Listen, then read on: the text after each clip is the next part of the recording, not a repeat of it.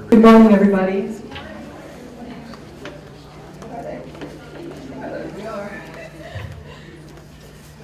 going to turn this off for just a second. I've got someone talking in my ear. I'm Paula Ficara. This is Betsy Klein, Steve Wasdell, and Timon. Am I so blanking? Pratt. He's one of my best friends, and I'm so nervous up here. I'm like, But anyway, and we are the founders of Sedona Wolf Week, and this is our second official year, and we are so honored to have you guys here. This means everything to us. So having your participation and showing that you care enough to show up and participate in this project just means everything. Would you like to say something? I'd like to say welcome, obviously, and thank you to all the speakers who have donated their time to be here this week. So hopefully you'll stay and hear everything that they have to say and participate and honor what they're giving us by being here this week. And it's so nice to put faces to all the emails that I've been doing for months now with all of you, so welcome and thank you. I'd also love to thank our volunteers and our vendors who came and everyone who's supporting us, our marketing team, and we have a long week ahead of us. This is just the beginning, and we're really looking forward to it, and we hope you enjoy every minute, so anytime. Yeah, again, I'd just like to say thank you to all the volunteers and everyone who's helping us. I can't believe this. We're kind of dorking out up here with the speakers because we kind of worship the ground some of these people walk on, and they're here talking at our event. 3 years ago, we sat in the restaurant at Poco Diablo with 4 of our wolf dogs after doing a screening of Medicine of the Wolf, and we're all eating lunch because this is the only place that would take 11 people and 4 wolves. And we were eating brunch or lunch or I don't know what it was, and my brother's girlfriend just said, "Hey, you should do Sedona Wolf Week." And we all went, And that's how it was born, right here at Poco Diablo, sitting on the patio with everyone staring at the wolves and going, wow, can we pet them? And here we are today, and we've got some amazing people, so thank you so much for being here. It's going to be a really wonderful week, and we're very, very excited. So, I'm the strong silent type, but I'd just like to reiterate the thanks to all of you coming, all the volunteers and all the speakers who've come from all over the country. So thank you for making this event very special.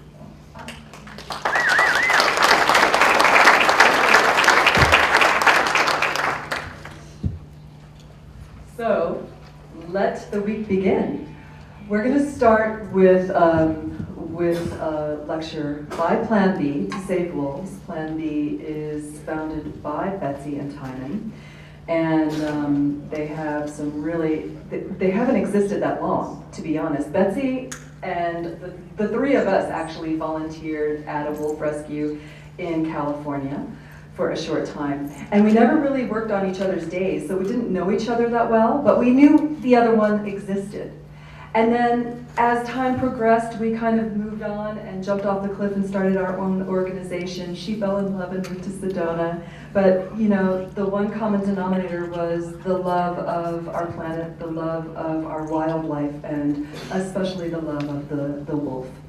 And through that, we built this incredible friendship and also came together to see how we could collaborate to make to raise awareness as quickly as we can, because these animals are in such a critical position right now.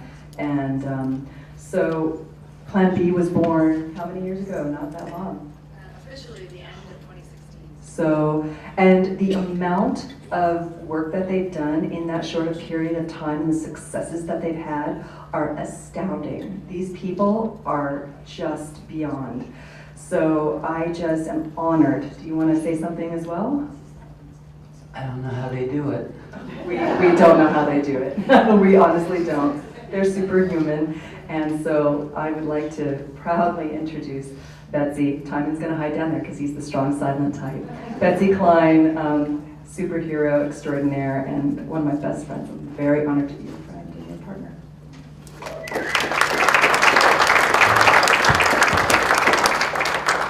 Well, thank you very much, everybody, and welcome.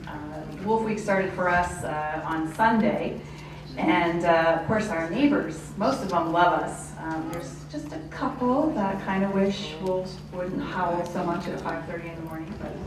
But, so it's great to finally get it kicked off. And we didn't speak last year because we really didn't have much to say. We had just started. We had become a 501c3 at the end of December 2016, and with the intention of, doing stuff to save wolves. And it was funny because Paula would rattle off all these names, and forgive me, Carter, she'd be like, well, Carter Niemeyer, you gotta read his books, and I'm like, I don't know who that is. So now I do, and I read all your books, thank you very much. So it's been a real fun, fast learning curve, and to help us fulfill our passion for wolves. So with that, let's get started. Let's see. Okay, why wolves? It's interesting, people ask me that, why not kids? Why not cats? Why not dogs? There's so many causes out there that need champions, and in this particular instance, mine and Timon's are wolves. And so we honestly believe that when we save wolves, we're saving ourselves. And what does that mean? Well, the wolf to us has been connected to us since, the beginning of time when we all first met, the original man's best friend. There's all different kinds of different theories and research and science out there that says, how we came together at one point. But at one point we did, regardless of how that came to be. And we find it rather ironic that the original man's best friend seems now to be man's worst enemy.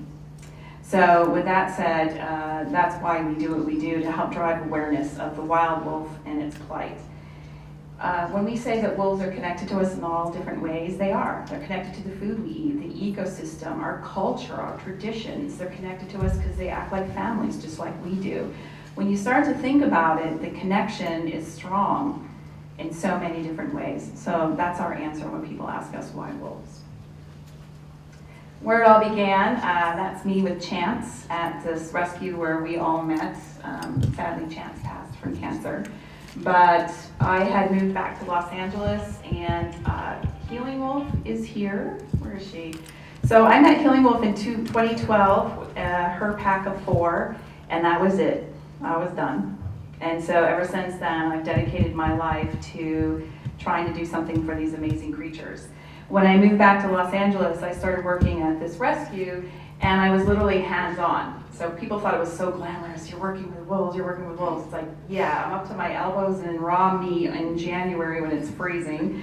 I'm picking up poop and washing bowls until my fingers are falling off and pickled. But it was an amazing experience. And so when I moved back to Sedona to be with Timon, he looked at me and he said, what do you want to do? And what he said was, what's the plan B? And so this one, that's how it all started, honestly. We were sitting at lunch in the brewery, and I said, well, I think I want to do this, I think I want to do this. And he whips out, he'd already designed the logo and everything. And that is exactly how it all started, right there in that brewery one day at lunch when he asked me what the plan was. So we love that story. In a very short amount of time, so what PlanB does is we describe ourselves as the united way of all other nonprofits and individuals who do things on behalf of wolves and wolf dogs. So we help raise awareness. Just recently we sponsored the Wild and Scenic Film Festival with Emily Wren of the Grand Canyon Wolf Recovery Project. We put on this event. We did an event last year. So events to drive awareness, sponsorships, we do all different kinds of things. In a very short amount of time, as you can see, thanks to our amazing donors, this is what we've been able to accomplish. And that money goes from everything from a transport of a wolf dog to an event, to a film, to a 26-dog rescue we just participated in, which I'll share in a minute. So when we look at that, we're blown away. So thank you very much for all your support, because we wouldn't have been able to do it without you. This is the rescue I was referring to. We got the call, we're part of a rescue network, and we got the call to try and help financially. There were 26 dogs and wolf dogs, and they were living in these conditions. This wasn't just after it rained, this was actual standing water and mud. Those are the cardboard pieces falling apart, and that's what they were living in. And so we got the call to help out, and basically a vet went in, they found a warehouse for 6 days. That's all we had was 6 days to medically assess 26 wolves and wolf dogs and rehome them. And believe it or not, it was done in 6 days.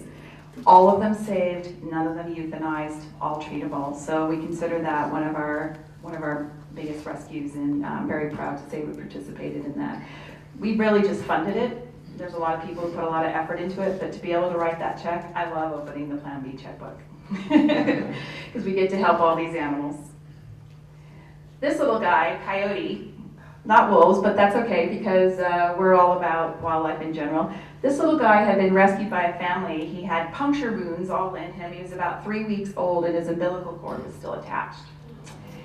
And the family took him in. Now, in the state that they lived in, and I can't disclose it because I'm supposed to protect Remington here, he would have been confiscated and euthanized immediately. And so they broke the law, and they kept him and healed him, and they kept trying to release him. Unfortunately, Remington really liked living in the house and sleeping on the bed, and he loved his brothers and sisters. And obviously, it got to a point where, thankfully, because there's a lot of people who don't realize that wildlife are not pets.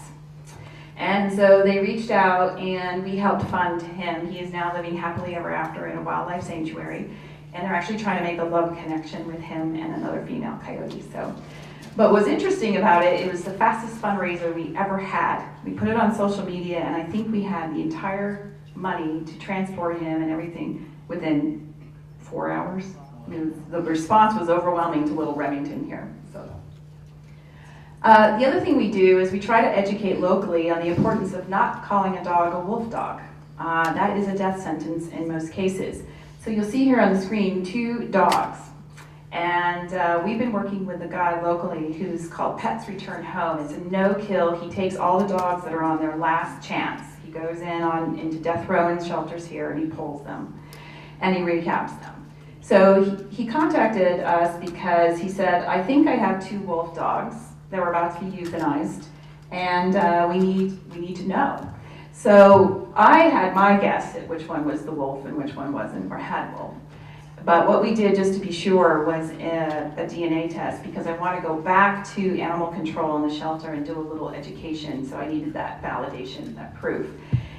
Jesse is on the far right. Jesse was the one who was on death row labeled as a wolf dog.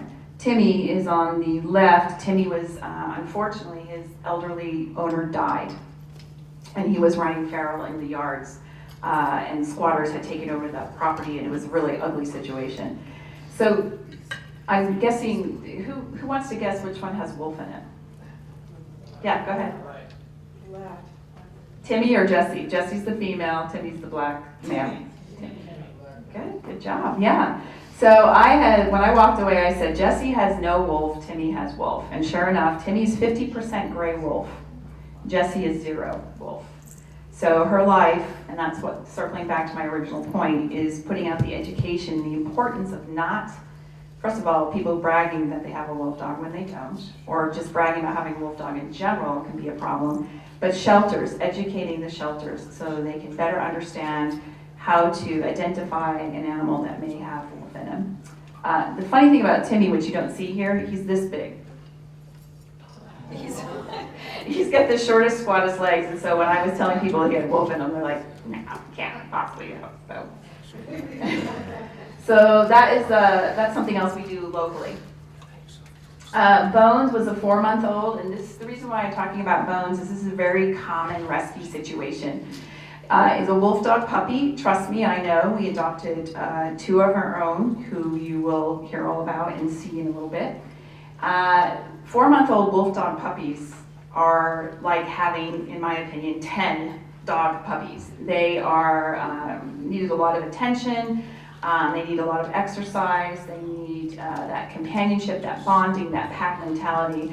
And unfortunately, in this situation, the person who adopted them had some disabilities and was unable to do any of those things. So what ended up happening is they spend their time in solitude in a room with no socialization. And fortunately, the family took over in this situation and reached out and said, we need to rescue Bones. So his name is now Bjorn, and he's living happily ever after with a pack, I believe in New Mexico. And this is Mark of Pets Return Home. This is our third rescue with Mark. I got a call from a woman in Phoenix. She says she has a wolf dog, and that they had already set up the euthanization appointment. And what had happened is two families came together, right? So girlfriend, boyfriend decided to get married. They all have kids of their own, pets of their own, and the merger didn't go well, according to them, with Aries. This is Aries. So I put the call out to Mark. We got him transferred from Phoenix up to Pets Return Home. He's happy and safe there and well on his way on rehab. The DNA is still out on Aries. So I'd be curious to see his content for sure. Working with others, so I'm so thrilled that we met in Yellowstone with Mark Cook and Lorenza Cook of Wolves of the Rockies, our friends from Apex, and of course, Casey York from Trap Free, Montana. And we're working on a variety of initiatives, and that's part of our mission as well, is education, advocacy to the point that we can as a 501c3. And so we're doing lots of initiatives with these guys that we're really thrilled about, helping them with the Yellowstone boundaries, helping them end trapping forever. If you can see these presentations from these folks, please do so. It's really important information. And our friend Rachel, who I got to meet for the first time, we've been talking on the phone forever, and she's finally here to talk about the wolves of Douglas County, and she's also working on a film that PlanB is helping with. And speaking of films, Gray Area, we showed it last year to a sold-out audience. That's about the Mexican gray. This year we showed Right to Be Wild. Katya's here somewhere. Where's the filmmaker? Oh, she was here. Walking your dog. It's walking your dogs, okay. Because it is the 20th anniversary of the reintroduction of the Mexican gray, and we're thrilled to have Craig Miller here from Defenders to talk a little bit about that later. Medicine of the Wolf, we helped bring to this town, and The War in Between, a very important film that we're showing tomorrow night. We didn't help fund it, we're just bringing it to town, but it's about bringing wolves and veterans together for healing. And it's a very powerful film, it's a very emotional film, but it definitely is a must-see. So hopefully you'll join us this evening. Tonight. Thank you, sorry, this evening. 4 o'clock and 7 o'clock at the Mary D. Fisher Theater. Yes, don't be late. And then I'm not going to spoil the surprise for Rachel's film because we're going to see her trailer later, but inside the Heart of Wolf Advocacy with Yellowstone, so I'm going to let her talk all about that, but we're honored to help kickstart that program for her. And then education through events. Believe it or not, we worked with Emily Renegand.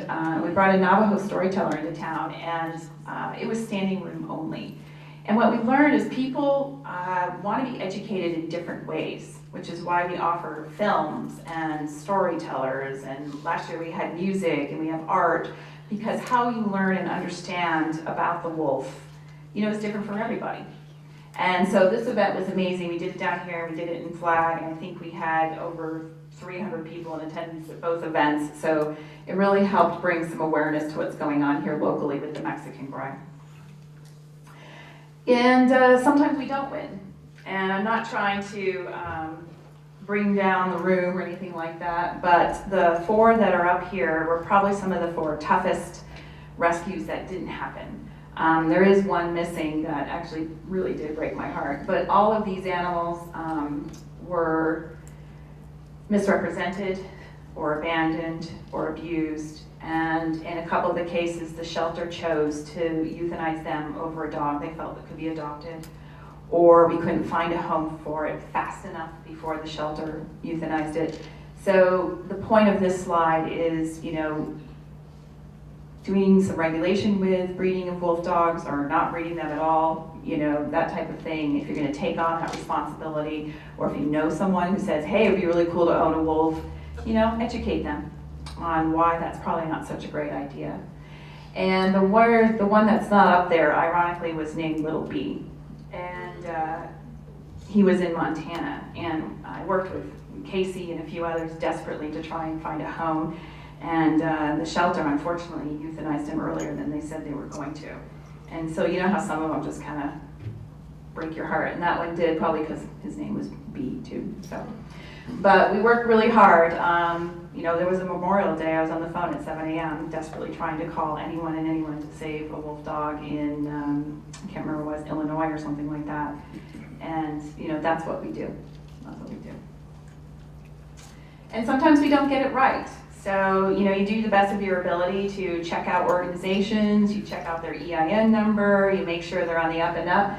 And unfortunately, this group in New Mexico, and I only bring it up because some of you may have gotten phone calls from them.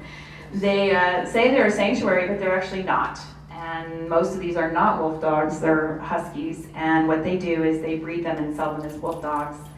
And we offered assistance in many ways, food, medical care, neutering, spaying, and they declined it all, and they just wanted to check. And as more things were revealed, it turns out this had been going on for a very long time. So sometimes we don't get it right. We tried in all perfect good intention to help them and did give them some money, did set them up with some meat from Safeway, which she kindly told me wasn't good enough for her animals. So, they're out there, and the hardest thing to do is walk away, right? Because and by the way, there was 19 at the time, and I begged her, I said we would pay for the neutering of all the males instantly. Begged her not to breed again, and they did, and they doubled. I think they had 2 litters, and they're up to 30 animals, and they can't feed them. I called Taos Animal Control, because believe it or not, in Taos, the limit is 6. They all must be vaccinated, chipped, and registered, and obviously and neutered and spayed, and none of hers were. And Taos Animal Control did 0. I contacted Animal Protectors of New Mexico, and they did 0 as well. So sometimes it can be very, very frustrating, but we did have to walk away from this.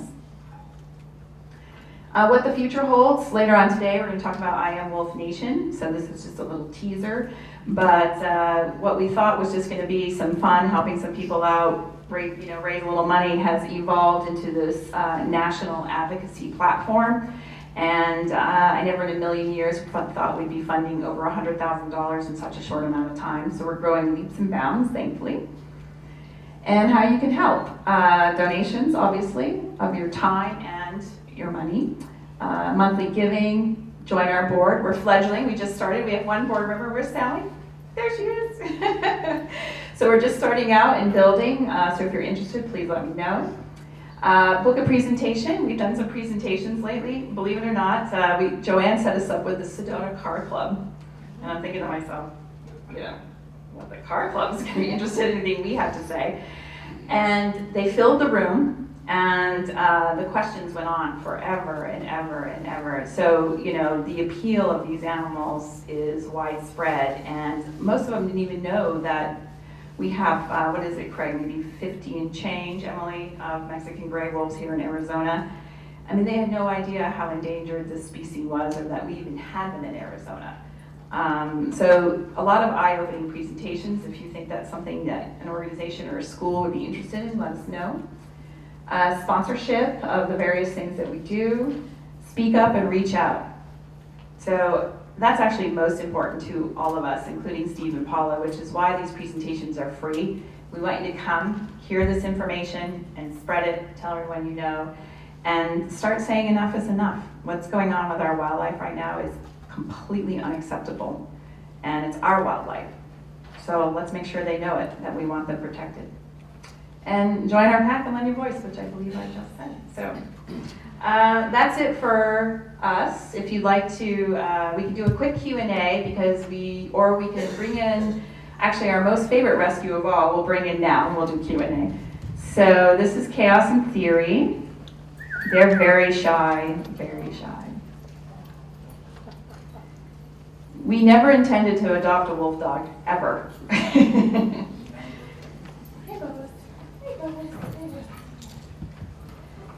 Okay. They're very, very shy, so I don't know how long they'll last up here, because we want to respect that.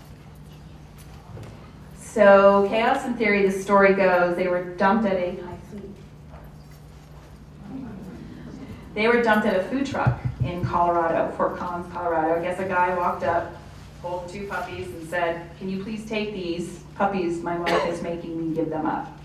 Supposedly they came from a breeder in Mexico. We don't know for sure. The woman who took them, her story was a little funny too, which is why we're not quite sure of their origin. But our friends at Wolf Sanctuary, Susan Wydell, I can't thank enough, we knew immediately we had to pull them from where they were because this woman was kind of flip-flopping on whether or not she wanted to give them up and she wanted to stay involved in their lives and all that, and that's really not how it works. So Wolf Sanctuary went down and picked them up, and on my birthday last year, July 1st, we drove straight through to Fort Collins, Colorado to meet them for the first time. And they were about 3 months or so, we think. And we got about 5 hours of sleep, jumped in the truck, came back, and here they are. So this is our tiny little ambassador back. And it's just fine, we don't need any more. So they are mostly husky. We did the DNA. So they're husky, shepherd, Malamute, and low content gray wolf. Low content, but they do act quite wolfy. In fact, Chaos more so than Theory. Theory's the one with the black face. It's okay about that. Yeah, if they want to go. They do, and they're assimilating quite well with the apex pack. So, like I said, our most famous rescue. So, does anybody have any questions? Okay, great. I'm sorry. Yeah. What type of behavior, when you're looking at a wolf dog, particularly when it sounds like to me or quarter wolf, what's the main behavior that you see that you pointed out to me more that they are wolf? Well, first of all, they're very sensitive and shy. You know, one of the things that I noticed, this is me personally with my own. You can see why it's called chaos. They're incredibly shy and they bond very quickly. And so with our two, what I've noticed the difference in terms of dogs I've had in the past is a dog responds to you very differently. They're focused on you, they're eager, they're trained, they sit, they stay, and all that. These guys, it's a little bit more on their terms, so it's more of a bonding process, getting to know them bonding with us, realizing that we're there to protect them. So when we tell them to sit like they did tonight on the stage, it's more out of trust. I don't know if that makes sense. This is my personal experience with my two. It's more out of trust. Like I can, because a wolf in a situation like this isn't typically going to let their defenses down. So, but they trust us enough to sit, right? So because it's that bonding and that companionship. Whereas in most instances, with a dog, you can have your dog sit and stay and wait.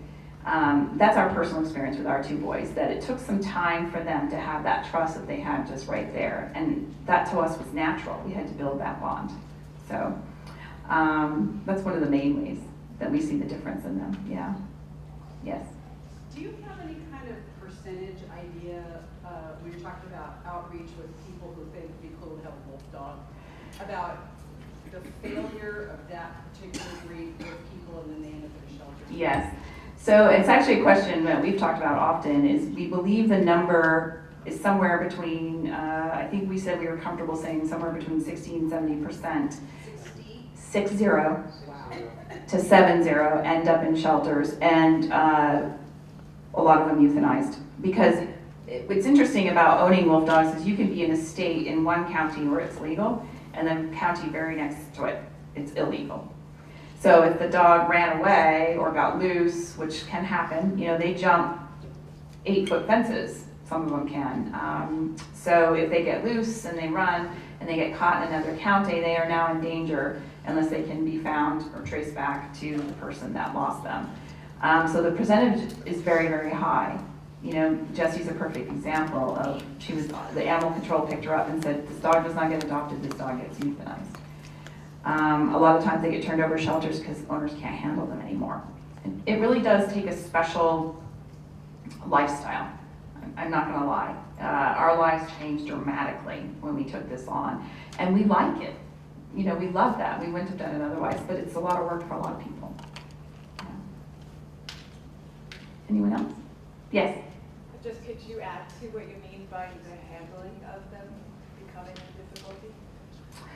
Oh, for some, because if you haven't established that relationship, with your wolf dog, that companionship, that relationship, that trust, or you're not socializing them or working with them and they're just stuck in a pen all day, right? So these are highly intelligent social animals. They want that interaction with you. I can't tell you how many cases where we've discovered, in fact, one of Apex is left all by themselves in solitary with no exposure to other animals or humans. And so they become, it's like very stressful for them. They, some try to run away, some react with fear or biting, which then of course just creates this vicious circle, right? So one of the rescues that we were not able to save, same thing, this wonderful woman thought she was doing this wolf dog a favor, brought her home, didn't properly care for her, it bit out of fear, so then animal control got involved, and see the vicious circle, then back to the shelter, right? So, yeah. I highly recommend, there's some books up if you're ever even thinking about it. There's a great book by Nicole Wilde up at the table that you can purchase and take a look at that talks about owning a wolf dog. Very eye-opening. It's got Loki on the front. It's got Loki on the front, yes. Yeah. Does chaos in theory, how much do they require more exercise? Absolutely, especially because they're a lot of husky. How much exercise? Let's say 29 out of 30 days of the month, we are out on the hiking paths in the morning now, because it's going to get hot soon, right? Hiking them. And it's funny because people are like, oh, you just walk your dog. I'm like, no. It's not walking a dog. They are go, go, go. And so we probably do a good 45-minute, we go to Bell Rock, we go to Morgan, we go to some of those trails around here, we change it up. Yeah. So, yes. What's do they interact that well with other dogs? What's interesting is we started some group classes and they were doing really, really well. And then the group classes stopped for the holidays and they just picked up again in the spring. But they did really well. But lately on the hiking trails, they see a dog and they just start barking. So it's been really great having Apex here because we're working on some of that exposure to other dogs. And it's starting to calm down and smooth out and they're howling together, and it's really great. So we're going to get back into the group classes again, and it's just a matter of making them feel safe. In the group class that we had, luckily the trainer knew about wolf dogs. So Chaos, they make them all sit in a line, and Chaos had to sit back before he sat down. And his role in our family is what we call him the patrol. So he needed to make sure all of this was good before he was going to sit. And thankfully she recognized that and didn't force us to put him up into the line because we wouldn't have anyway. But so that's understanding some of those nuances as well. What about having them at home as far as bringing them into a home that's already not lost? Yeah, it's by case basis. A lot of these rescues that we see, they'll clearly spell out good with kids, not with cats, or good with other dogs, but only female. Or no kids, good with cats and all dogs, and horses. It varies, just like people, right? We don't always get along with everyone. So it's similar to that, yeah.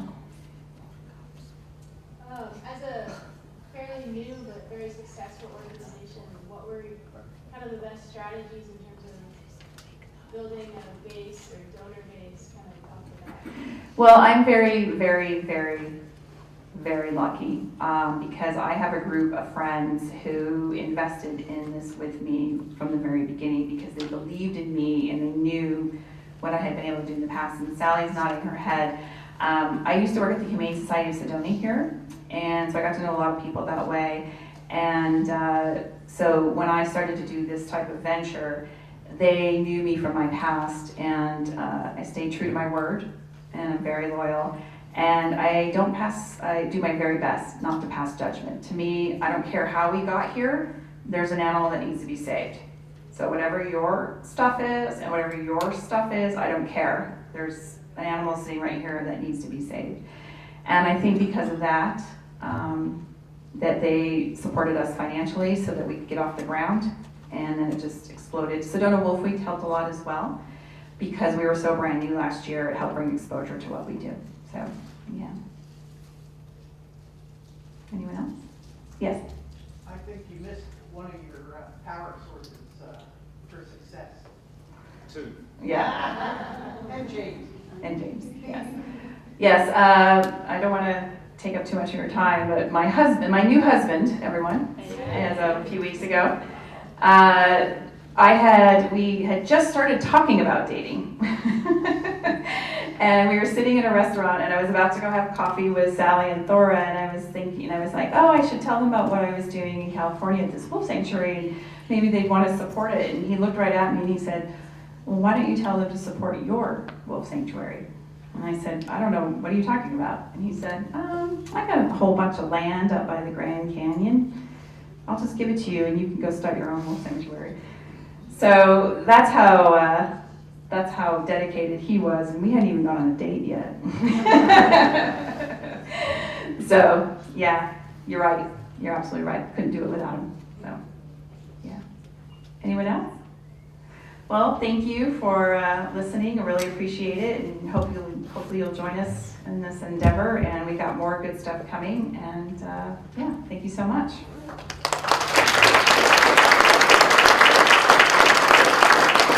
We need Paula.